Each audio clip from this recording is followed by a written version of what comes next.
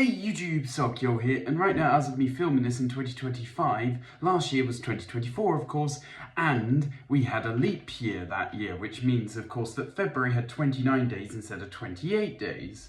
But why are leap years sometimes skipped, and why did they even happen in the first place? Well, it's all to do with our calendar, because a year isn't actually 365 days long. Real shocker, right? It's actually 365.248181, roughly.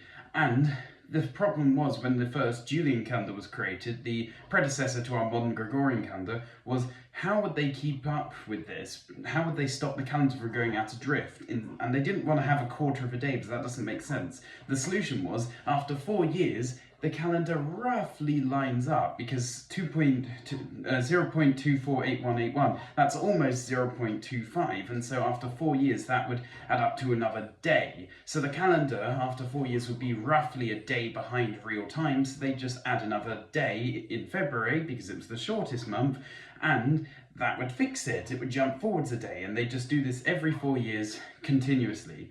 The problem was, of course, it doesn't actually add up to 0.25, there's a bit of a gap. And the Julian calendar was created in 46 BC, making the year the longest year in human history because they skipped a lot, because they added a lot of days to it. But anyway, point is, they created it in 44 BC, and over 1,000 years later, the calendar was days out of drift, and things like Easter celebrations were happening on the wrong days. So Pope Gregorian IV had the calendar changed, and that's why it is named after him, where a leap year happens as per normal, except for if the leap year is divisible by 100, but not 400.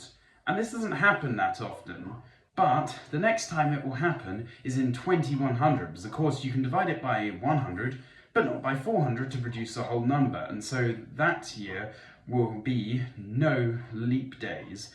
But the thing is, this calendar isn't perfect either. It's always an assumption. We can never have a fully accurate calendar. And this is actually shown in the show Futurama, because the main protagonist, Philip J. Fry, is frozen for 1,000 years, basically the moment that the 2000 millennia starts.